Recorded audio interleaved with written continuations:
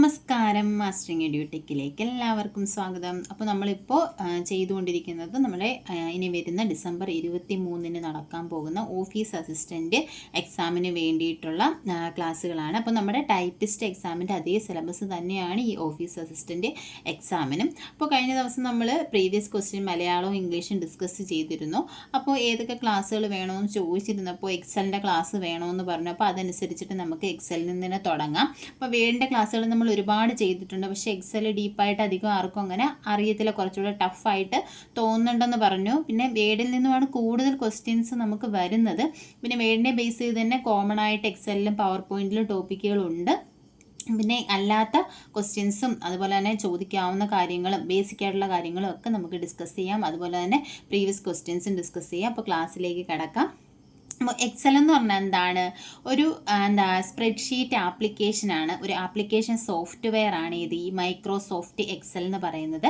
നമ്മൾ കാൽക്കുലേഷൻസ് ഒക്കെ ആക്യുറേറ്റ് ആയിട്ട് ചെയ്യാൻ വേണ്ടിയിട്ട് യൂസ് ചെയ്യുന്ന ഒരു ആപ്ലിക്കേഷൻ സോഫ്റ്റ്വെയർ ആണ് എക്സൽ. അപ്പം നമ്മൾ ഈ എക്സൽ എന്ന് പറയുന്ന ഈ ഒരു ആപ്ലിക്കേഷൻ നമ്മൾ ഓപ്പൺ ചെയ്യുമ്പോൾ ഇങ്ങനെ ഒരു വിൻഡോ ആയിരിക്കും വരുന്നത്. അപ്പോൾ ഇതെന്ന് പറയുന്നത് എന്താണ്? ഇൻ്റർസെക്ഷൻ ഓഫ് റോ ആൻഡ് കോളമാണ്. അല്ലെങ്കിൽ ഇതിനകത്ത് ഡേറ്റ സ്റ്റോർ ചെയ്യുന്നത് ഒരു ടേബിൾ ഫോർമാറ്റിലായിരിക്കും. ഇപ്പം നമുക്ക് കാണുമ്പോൾ തന്നെ അറിയാം ഇതെന്താണ്, ഒരു ടേബിളാണ് അല്ലേ. ടേബിൾ എന്ന് പറഞ്ഞാൽ എന്താണ്? ഇത് കോളവും ഉണ്ട്, അതുപോലെ തന്നെ റോയും ഉണ്ട്. അപ്പോൾ ഇതിനെ നമുക്ക് എന്തെന്ന് പറയാം, ഒരു ടേബിൾ എന്ന് പറഞ്ഞാൽ തന്നെ നമുക്ക് പറയാം എന്താണ്? Intersection of rows and column. റോയും കോളവും കൂടി ചേരുന്നതാണ് എന്ത്? ടേബിൾ എന്ന് പറയുന്നത്. ഇപ്പോൾ കോളം എന്ന് പറഞ്ഞാൽ എന്താ? ഇങ്ങനെ ഈ എ ഇതെന്താണ്? താഴോട്ട് പോകുന്ന ഇതൊരു കോളമാണ്. ബി ഇതെന്താണ്? അടുത്ത കോളമാണ്. അപ്പം നമ്മുടെ എക്സലിനകത്ത് ഓരോ കോളത്തിനും ഓരോ നെയിം ഉണ്ട്. ഏതാണ്? എ ബി സി ഡി ഇങ്ങനെ ഓരോ കോളത്തിനും ഓരോ നെയിം ഉണ്ട്. അതുപോലെ തന്നെ ഇതെന്താണ്? റോയാണ്. നമ്മൾ ഇങ്ങോട്ട് പോകുന്നത് എന്താണ്? റോയാണ്. താഴോട്ട് പോകുന്നത് കോളവുമാണ്. അപ്പം ഇത് ഓരോ റോയ്ക്കും എന്തുണ്ട്? ഓരോ നെയിമുണ്ട്. റോയെ റെപ്രസെൻ്റ് ചെയ്യാൻ യൂസ് ചെയ്യുന്നത് നമ്പേഴ്സാണ്. 1 2 3 4 5 ഇങ്ങനെയുള്ള നമ്പേഴ്സാണ് റോസിനെ റെപ്രസെൻ്റ് ചെയ്യാൻ യൂസ് ചെയ്യുന്നത്. ഇനി നമ്മൾ പറയട്ടെ, നമ്മൾ വേഡ് പഠിച്ചപ്പോൾ തന്നെ പറഞ്ഞിരുന്നു എന്താണ് വേഡ്? നമ്മൾ ഒരു വിൻഡോ ഓപ്പൺ ചെയ്യുമ്പോൾ ഏറ്റവും മുകളിലായിട്ട് എന്ത് കാണും? ഒരു ടൈറ്റിൽ ബാർ ഉണ്ടാകും. ഈ ടൈറ്റിൽ ബാറിൽ എന്താണ് കാണുന്നത്? Name of the spreadsheet. നമ്മൾ എക്സലാണ് ഓപ്പൺ ചെയ്യുന്നതെങ്കിൽ നെയിം ഓഫ് ദി സ്പ്രെഡ്ഷീറ്റ് ആയിരിക്കും എവിടെ ഉണ്ടാവുക? ഈ ടൈറ്റിൽ ബാറിൽ ഉണ്ടാവുക. വേഡ് ആണെങ്കിൽ നെയിം ഓഫ് ദി ഡോക്യുമെൻ്റ് ആവും ഉണ്ടാവുക. അതുപോലെ തന്നെ ഇതിൻ്റെ ഇങ്ങേ അറ്റത്തോട്ട് വരുമ്പോൾ നമുക്ക് മിനിമൈസ് ബട്ടൺ, മാക്സിമൈസ് ബട്ടൺ, അതുപോലെ തന്നെ ക്ലോസ് ബട്ടൺ ഒക്കെ നമുക്ക് കാണാൻ പറ്റും. അതിലേക്ക് ഇപ്പം ഞാൻ പോകുന്നില്ല. ഇപ്പം നോക്കിയേ, ഇവിടെ നമ്മൾ എന്താ കാണുന്നത്? ഇവിടെ ബുക്ക് 1 നിങ്ങൾക്ക് കാണാൻ പറ്റുമെന്ന് തോന്നുന്നു. ഇവിടെ എന്താണ്? ബുക്ക് 1 മൈക്രോസോഫ്റ്റ് എക്സൽ എന്ന് ഏറ്റവും മുകളിൽ എഴുതിയിട്ടുണ്ട്. അതാണ് എന്ത്? ഇതിൻ്റെ ഡീഫോൾട്ട് നെയിം എന്ന് പറയുന്നത്. ഇതും എക്സാമിന് ചോദിച്ചിട്ടുണ്ട്. ഒരു എക്സൽ ഫയലിൻ്റെ ഡീഫോൾട്ട് ആയിട്ടുള്ള നെയിം എന്താണ്? അല്ലെങ്കിൽ പുതിയൊരു ഫയൽ നമ്മൾ ഓപ്പൺ ചെയ്യുമ്പോൾ അവിടെ കാണുന്ന ഡീഫോൾട്ട് നെയിം എന്താണ്? ഡീഫോൾട്ട് ആയിട്ടുള്ള നെയിം എന്താണ്? ബുക്ക് 1 എന്നാണ്. ഓപ്ഷനിൽ എക്സൽ 1 അല്ലെങ്കിൽ വർക്ക് ബുക്ക് 1, വർക്ക് ഷീറ്റ് 1 എന്നൊക്കെ പറഞ്ഞ് കാണും. അപ്പം എന്താണ് ഡീഫോൾട്ട് ആയിട്ടുള്ള നെയിം എന്ന് പറഞ്ഞാൽ ബുക്ക് 1 എന്നതാണ് ഡീഫോൾട്ട് ആയിട്ടുള്ള നെയിം. അതുപോലെ തന്നെ ഇതിൻ്റെ ഇതാണെന്ത്? നമ്മുടെ ഓഫീസ് ബട്ടൺ. ഈ ഓഫീസ് ബട്ടണിൽ ക്ലിക്ക് ചെയ്യുമ്പോൾ എന്തൊക്കെ ഓപ്ഷൻസ് ആയിരിക്കും കാണാൻ കഴിയുക? New, open, save, save as, അതുപോലെ തന്നെ print, prepare, send, publish, close. ഇത്രയും ഓപ്ഷൻസ് ആയിരിക്കും എവിടെ ഉണ്ടാവുക? ഓഫീസ് ബട്ടണിൽ ഉണ്ടാവുക. ഇതും എക്സാമിന് ചോദിച്ചിട്ടുണ്ട്. എങ്ങനെ ചോദിക്കാം? പ്രിപ്പയർ ഓപ്ഷൻ എവിടെയാണ് കാണുക? എവിടെയാണ് കാണുന്നത്? ഓഫീസ് ബട്ടണിലാണ്. അല്ലെങ്കിൽ പബ്ലിഷ് എവിടെയാണ് കാണുന്നത്? ഓഫീസ് ബട്ടണിലാണ് ഉണ്ടാവുക.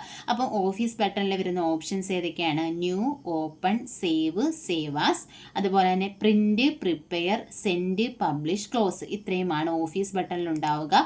ഓഫീസ് ബട്ടണിൽ ഈ ടൈറ്റിൽ ബാറിൻ്റെ ലെഫ്റ്റ് സൈഡിലായിട്ടൊരു ചെറിയ ഒരു ബാറുണ്ട്. ഈ ബാറിനെയാണ് ക്വിക്ക് ആക്സസ് ടൂൾ ബാർ എന്ന് പറയുന്നത്. അതായത് നമ്മൾ ഫ്രീക്വൻ്റ് ആയിട്ട് യൂസ് ചെയ്യുന്ന ചില ഓപ്ഷൻസ് ആണ് നമ്മൾ എവിടെ യൂസ് ചെയ്യുന്നത്? ക്വിക്ക് ആക്സസ് ടൂൾ ബാറിൽ യൂസ് ചെയ്യുന്നത്.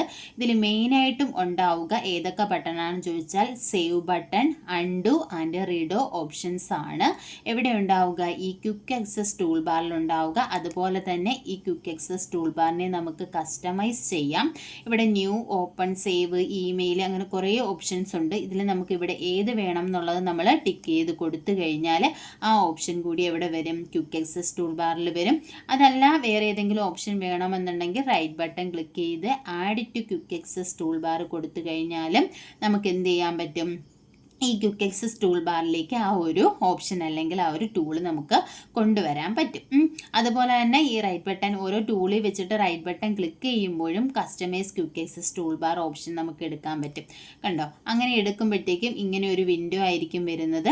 ഈ ഒരു വിൻഡോയിൽ നിന്ന് നമുക്ക് ഇഷ്ടമുള്ള ഓപ്ഷൻസ്, അതായത് ക്വിക്ക് ആക്സസ് ടൂൾ ബാറിൽ ഇപ്പോൾ ഉള്ളത് സേവ്, അൺഡു, റീഡോ, ഓപ്പൺ ഓപ്ഷൻസ് ആണ്. ഇപ്പം ഓപ്പൺ നമുക്ക് വേണ്ടാന്നുണ്ടെങ്കിൽ സെലക്ട് ചെയ്തിട്ട് എന്ത് ചെയ്ത് കൊടുക്കാൻ പറ്റും? റിമൂവ് ചെയ്ത് കൊടുക്കാൻ പറ്റും. ഇനി ഇമെയിലാണ് എനിക്ക് അവിടെ കൊണ്ടുവരണമെങ്കിൽ ഇവിടെ എന്ത് ചെയ്താ ക്ലിക്ക് ചെയ്തിട്ട് ആഡ് കൊടുത്തു കഴിഞ്ഞാൽ അതെവിടെ വരും? നമ്മുടെ ക്വിക്ക് ആക്സസ് ടൂൾ ബാറിൽ വരും. ഇങ്ങനെയും നമുക്ക് ക്വിക്ക് ആക്സസ് ടൂൾ ബാറിനെ കസ്റ്റമൈസ് ചെയ്യാൻ പറ്റും. ഇനി നോക്കിയേ, ഇവിടെ എന്താണ് ടൈറ്റിൽ ബാർ പറഞ്ഞു. നമ്മൾ ടൈറ്റിൽ ബാറിലെ ഡീഫോൾട്ട് ആയിട്ടുള്ള നെയിം എന്ന് പറയുന്നത് ബുക്ക് 1 എന്നതാണ് ഡീഫോൾട്ട് ആയിട്ടുള്ള നെയിം, മറന്നു പോകരുത്. ഈ ടൈറ്റിൽ ബാറിന് തൊട്ട് താഴെ കണ്ടോ, ഇതിനെ ഇത്രയും കൂടെ ചേർത്തിട്ടാണ് റിബൺ എന്ന് പറയുന്നത്. അതായത് നമ്മുടെ ടാബുകൾ ഏതൊക്കെയാ? Home tab, insert, page layout, formula, data, review, view, ഇത്രയും ടാബുകളാണ് ഒരു എക്സൽ വിൻഡോയിലുള്ളത്. അപ്പം മെയിനായിട്ടും എത്ര ടാബുണ്ട്? 1 2 3 4 5 6 7 ടാബുകളുണ്ട്. ഏതൊക്കെയാണ്? Home, insert, page layout, formulas, data, review, view, ഇത്രയും ടാബുകളാണ് നമ്മുടെ എക്സൽ വിൻഡോയിലുള്ളത്, ആ ഒരു റിബണിലുള്ളത്. അപ്പോൾ ഈ ഒരു റിബൺ എന്ന് പറഞ്ഞാൽ ഈ ടാബും ആ ടാബുമായിട്ട് റിലേറ്റ് ചെയ്തിട്ടുള്ള ടൂൾസും കൂടി ചേരുന്ന ഈ ഒരു പാർട്ടിനെയാണ് എന്ത് പറയുന്നത്? റിബൺ എന്ന് പറയുന്നത്. അതായത് ഞാൻ ഹോം ടാബിൽ ക്ലിക്ക് ചെയ്യുമ്പോൾ ഇവിടെ കാണുന്ന ടൂൾസ് ആയിരിക്കില്ല ഇൻസേർട്ട് ടാബിൽ ക്ലിക്ക് ചെയ്യുമ്പോൾ വരുന്നത്. ഇൻസേർട്ട് ടാബിലുള്ള ടൂൾസ് ആയിരിക്കില്ല പേജ് ലേഔട്ട് ടാബിൽ വരുന്നത്.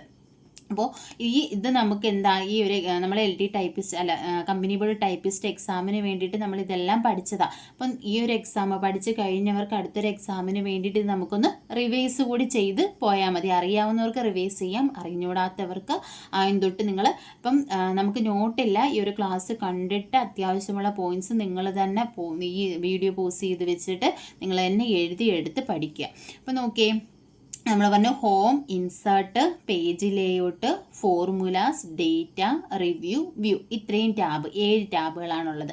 ഇനി ഹോം ടാബ് നോക്കിയേ, ഹോം ടാബിൽ ഏറ്റവും ഏതൊക്കെ ഓപ്ഷൻസ് ആണുള്ളത്? ആദ്യമായിട്ട് വരുന്ന ഈ ഒരു ഗ്രൂപ്പ് ഏതാണ്? ക്ലിപ്പ് ബോർഡ് ആണ്. ഇപ്പം ഇതിൽ കൂടെ കാണാൻ പറ്റുമെന്ന് തോന്നുന്നു. നോക്കിയേ, ഹോം ടാബിൽ ആദ്യം വരുന്ന ഗ്രൂപ്പ് ഏതാണ്? ഇത് ക്ലിപ്പ് ബോർഡാണ്. ക്ലിപ്പ് ബോർഡിൽ വരുന്ന ഏതൊക്കെയാണ്? കട്ട്, അതുപോലെ തന്നെ കോപ്പി, പേസ്റ്റ്, ഫോർമാറ്റ് പെയിൻറ്റർ, ഇത്രയുമാണ് ക്ലിപ്പ് ബോർഡിൽ വരുന്ന ഓപ്ഷൻസ്. ഇത് നമ്മൾ ഡീറ്റെയിൽ ആയിട്ട് പറയുന്നില്ല, വേർഡിൽ നമ്മൾ പഠിച്ചതാണ്.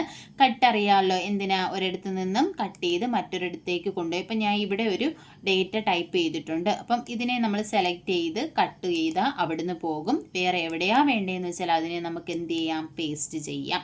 അപ്പോൾ ഇപ്പം നമ്മൾ കട്ട് ചെയ്തതും കോപ്പി ചെയ്തതുമായ ഐറ്റത്തെ എവിടെയാണ് താൽക്കാലികമായി സ്റ്റോർ ചെയ്യുന്നത് എന്നൊരു ക്വസ്റ്റ്യൻ ചോദിക്കാറുണ്ട്. എവിടെയാണ്? ഇപ്പം നമുക്കറിയാം എവിടെയാണ്. ഇത് ക്ലിപ്പ് ബോർഡാണ്. ഇപ്പം ഞാൻ കട്ട് ചെയ്ത് കഴിഞ്ഞാൽ അതിനെ പേസ്റ്റ് ചെയ്യുന്നത് വരെ താൽക്കാലികമായിട്ട് സ്റ്റോർ ചെയ്യുന്നത് എവിടെയാണെന്ന് ചോദിച്ചാൽ എവിടെയാണ്? ക്ലിപ്പ് ബോർഡിലാണ് സ്റ്റോർ ചെയ്യുന്നത്.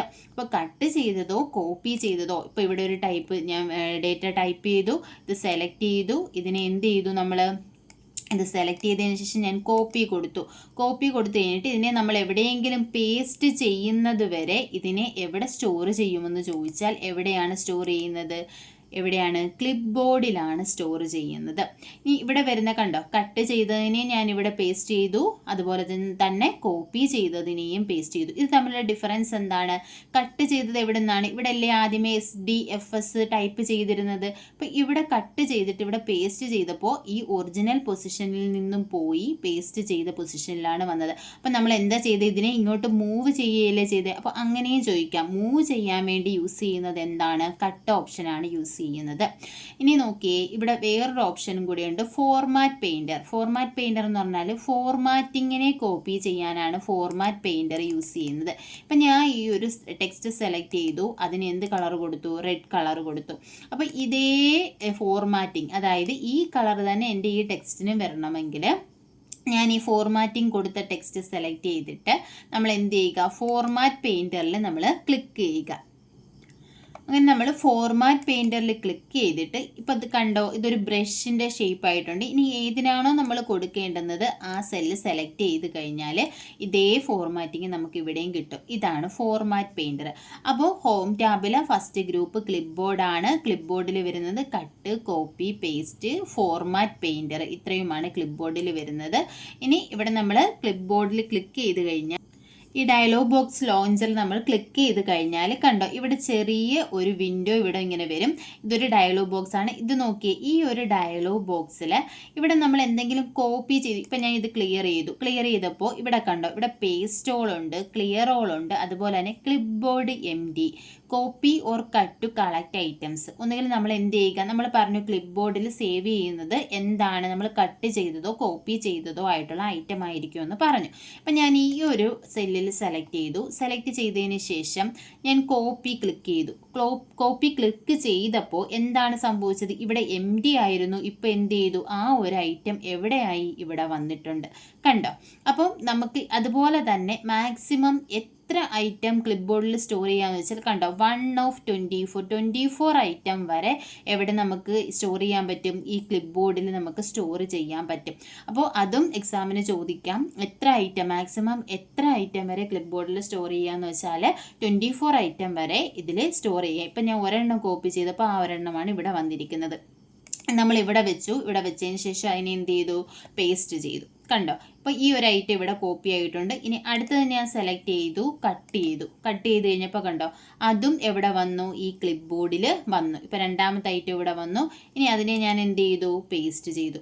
ഇങ്ങനെ മാക്സിമം 24 ഐറ്റം. ഇവിടെ ഇപ്പോൾ എത്ര ഐറ്റം ഉണ്ട്, 2 of 24. കണ്ടോ, 24-ൽ 2 ഐറ്റം ഇപ്പോൾ ഇതിനകത്തുണ്ട്. ഇത് നമുക്ക് ക്ലിയർ ചെയ്യണമെങ്കിൽ എന്ത് കൊടുത്താൽ മതി, ക്ലിയർ കൊടുത്തു കഴിഞ്ഞാൽ അത് MD ആകും. അപ്പം ഇതാണ് ക്ലിപ്പ് ബോർഡ്. മാക്സിമം 24 ഐറ്റം വരെ നമ്മുടെ ക്ലിപ്പ് ബോർഡിൽ എന്ത് ചെയ്യാൻ പറ്റും, കോപ്പി ചെയ്യാൻ പറ്റും. ഇനി അടുത്ത വരുന്നത് ഫോണ്ട് ഗ്രൂപ്പാണ്. ഫോണ്ട് ഗ്രൂപ്പിനകത്ത് ഇതറിയാലോ, ഫോണ്ട് നമ്മുടെ ടെക്സ്റ്റിൻ്റെ ഫോണ്ട് ചേഞ്ച് ചെയ്യാൻ വേണ്ടിയിട്ടാണ് യൂസ് ചെയ്യുന്നത്. അടുത്തത് ഫോണ്ട് സൈസാണ്. സൈസ് എവിടെ മുതലായി, 8 മുതൽ 72 വരെ സൈസ് നമുക്ക് ഈ ഫോണ്ട് സൈസ് ബോക്സിൽ നിന്നും എന്ത് ചെയ്യാം, ചേഞ്ച് ചെയ്ത് കൊടുക്കാം. പിന്നെ ഉള്ളത് ഗ്രോ ഫോണ്ടും ഷ്രിങ്ക് ഫോണ്ടുമാണ്, അല്ലെങ്കിൽ ഇൻക്രീസ് ഫോണ്ട്. ഇൻക്രീസ് ഫോണ്ട് എന്ന് പറഞ്ഞാൽ നമുക്ക് എന്ത് ചെയ്യാം, ഒരു പോയിന്റ് വെച്ചിട്ട് നമുക്ക് എന്ത് ചെയ്ത് കൊടുക്കാൻ പറ്റും, ഇൻക്രീസ് ചെയ്ത് കൊടുക്കാൻ പറ്റും. ഇത് മാക്സിമം എത്ര സൈസ് വരെ നമുക്ക് ഇൻക്രീസ് ചെയ്യാമെന്ന് ചോദിച്ചാൽ എത്ര വരെ പറ്റും, 72. കണ്ടോ. ഇനി ഞാൻ അത് ഇൻക്രീസ് ഫോണ്ട് സൈസ് കൊടുത്തു കഴിഞ്ഞാൽ നമുക്ക് ഇൻക്രീസ് ചെയ്യാൻ പറ്റുമോ, ഇല്ല. ഇനി നോക്കിയേ, ഡിക്രീസ് ഫോണ്ട് സൈസ് കൊടുത്തു കഴിഞ്ഞാൽ ഫോണ്ട് സൈസ് ഡിക്രീസ് ചെയ്യാനാണ്.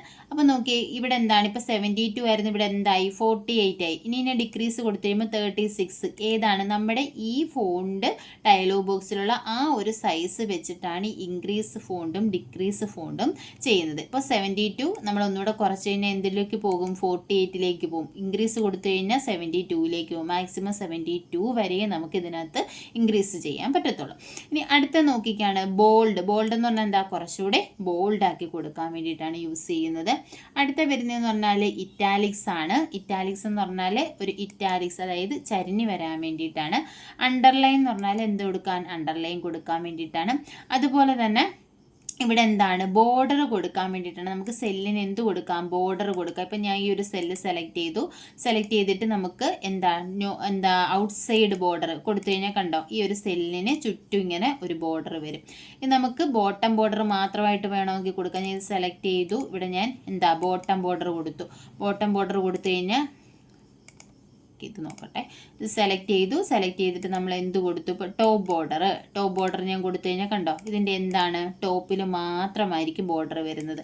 ഇത് വേണമെങ്കിൽ സെലക്ട് ചെയ്ത് ബോർഡർ വേണ്ടാന്നുണ്ടെങ്കിൽ നമുക്ക് എന്ത് ചെയ്ത് കൊടുക്കാം, നോ ബോർഡർ കൊടുക്കാം. നോ ബോർഡർ കൊടുത്തു കഴിഞ്ഞാൽ അതിൻ്റെ ആ ഒരു ബോർഡർ അങ്ങ് പോകും. അപ്പം നമുക്ക് ഇങ്ങനെ ബോർഡർ കൊടുക്കാൻ പറ്റും. അതുപോലെ തന്നെ ഇതെന്താണ്, സെല്ല് നമുക്ക് തീം കളർ കൊടുക്കാം. സെല്ലിന് ബാക്ക്ഗ്രൗണ്ട് കളർ കൊടുക്കാൻ പറ്റും. കണ്ടോ, ഇതുപോലെ ഓരോ സെല്ലിന് നമുക്ക് ബാക്ക്ഗ്രൗണ്ട് കളർ കൊടുക്കാൻ പറ്റും. അതുപോലെ തന്നെ ഇതെന്താണ്, ഫോണ്ട് കളറാണ്. അപ്പോൾ ഈ എഴുതിയിരിക്കുന്ന ടെക്സ്റ്റിൻ്റെ കളർ ചേഞ്ച് ചെയ്യാനാണ് ഏത് യൂസ് ചെയ്യുന്നത്, ഫോണ്ട് കളർ യൂസ് ചെയ്യുന്നത്. അപ്പം ഇത്രയുമാണ് ഇതിലെന്താണ്, ഹോം ടാബിൽ നമ്മൾ ക്ലിപ്പ് ബോർഡ് പറഞ്ഞു, ഫോണ്ട് പറഞ്ഞു. ഇനി നമ്മൾ പറഞ്ഞില്ലേ ആദ്യമേ ബാക്കിയുള്ള ഗ്രൂപ്പിനെ പറ്റി അടുത്ത ക്ലാസ്സിൽ ഡിസ്കസ് ചെയ്യാം. ഇനി നമുക്ക് പറയാനുള്ള ഈ ഒരു പ്രധാനപ്പെട്ട കാര്യങ്ങൾ നോക്കി. ഈ ഒരു വിൻഡോയിൽ എന്തൊക്കെയാണ് വരുന്നത് നമ്മൾ പറഞ്ഞു. കോളം എന്ന് പറയുന്നത് എന്താണ്? കോളവും റോയും ചേർന്ന് ടേബിൾ ഫോർമാറ്റിലാണ് എക്സൽ വരുന്നതെന്ന് പറഞ്ഞു. അപ്പോൾ കോളത്തിനെല്ലാം ഓരോ നെയിം ഉണ്ടെന്ന് പറഞ്ഞു. ഇതെന്താണ്? എ കോളം, ഇത് ബി കോളം, ഇത് സി കോളം, ഇത് ഡി കോളം. അതുപോലെ തന്നെ ഇങ്ങോട്ടുള്ള റോസ് ഇത് 1, 2, 3, 4 അങ്ങനെ ഓരോ റോസും ഉണ്ട്.